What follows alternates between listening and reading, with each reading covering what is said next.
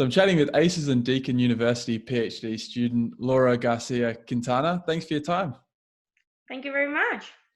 How have you been? Obviously, Melbourne's gone back into lockdown, so you're back where you were a few months ago. How have you managed through this tough period? Well, it's tough. Like, it's not easy, but it doesn't make much of a difference for me right now since I am writing my thesis. So I just have to write at home instead of going to the library or the office. But besides that, there's pretty much the same for me. So, as I mentioned, you're a PhD student, almost at the end of your PhD, and you've almost submitted. So, first of all, what brought you to Deakin University to study a PhD? I was looking for a PhD, like for a PhD scholarship, once I finished my master's in Madrid, in Spain. And it was just a coincidence, like caught up with a friend from high school. She was looking for a scholarship as well. So we were both like searching for scholarships, and she actually found the scholarship from ACES. And I was like, I never thought of moving to Australia, but I was like, oh, let's give it a try. Like, why not? And here I am. Here you are. I really liked the project. Like, when I read the abstract for the project, like, I really liked it. I was working with lithium-ion batteries when I was in Spain, and I find it like very challenging and interesting. So it was nice. So, delving a little bit more into your project, what is your PhD on?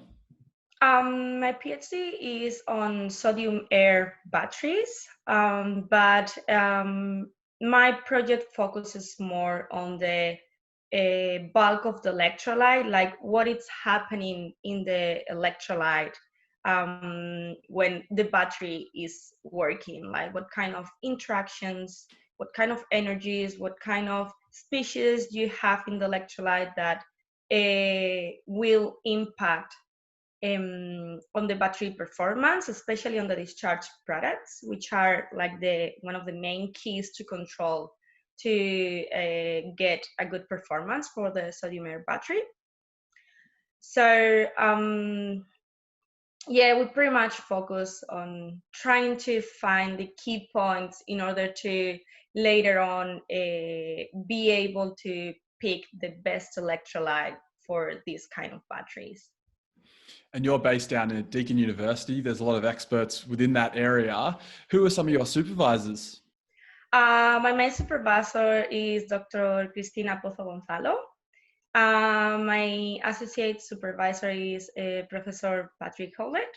And I also have external supervisor from Monash University, which is Professor Alan Bond.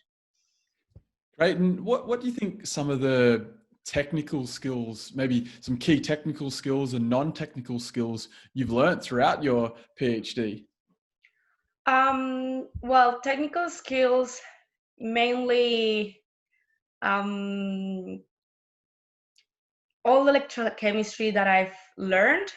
Like, I used to do batteries, but the electrochemistry that I've used for characterizing the electrolytes has nothing to do with the electrochemistry that I used to do for the battery testing.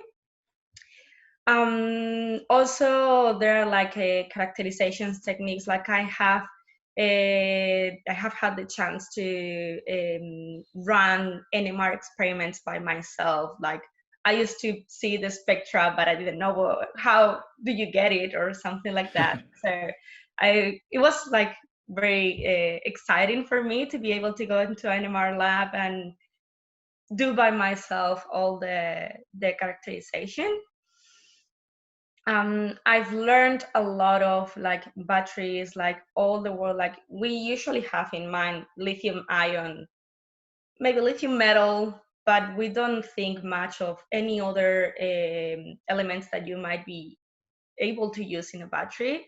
And since I started the PhD, like, I've discovered that there is like a huge world out there that can give us like a million possibilities to get good energy and And the not technical ones, I will say the main one will be patience. I've learned that failure doesn't have to be a failure. It's just a way to show you where you have to go to succeed. So in the end, I try to take it as a positive thing as well, but it's hard. Like there's a lot of frustration in there. So you also have to, like, you learn to cope with frustration as well, which is good, I guess. Yeah. So, you're nearing the end of your PhD. What is the next career development pathway for you? Have you thought about it? Yes, and it's tough because I've been working in the energy field for a long time now, and I've always been curious as well for all the biotech stuff. So I would like to be able to explore new fields as well. And I also would like to explore industry. Like I've been in academia for a long time as well. So I would like to also discover how the industry life is. And would you like to stay in Melbourne? I would like to, like, I really like the life in Melbourne, but I'm also like, I would like to also explore new places if possible, if we can go anywhere at Yeah, some point. that's a big if. Yes.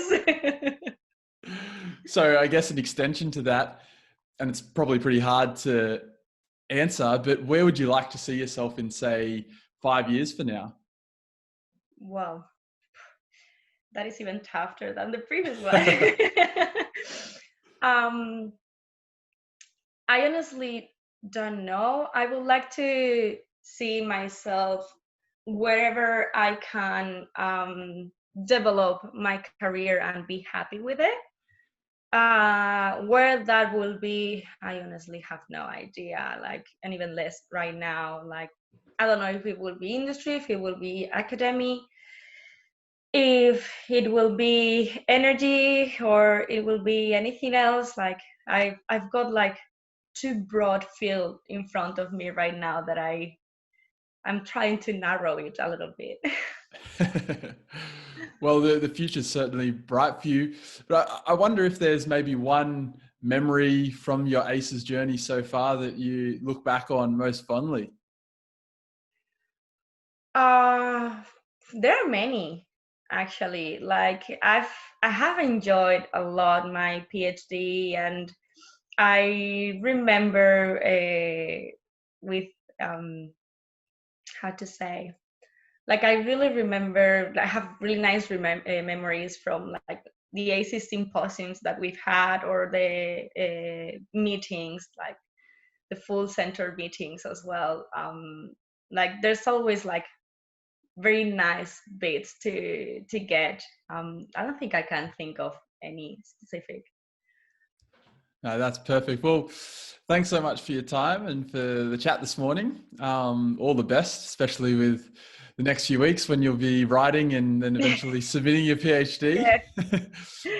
And hopefully we'll be able to see each other face to face at a conference or a symposium in the Fingers future. crossed. Yeah. Otherwise, it'll be over Zoom again. Yeah. Well, thanks to you, Sam. Thank you very much. Thank you. Bye. Bye.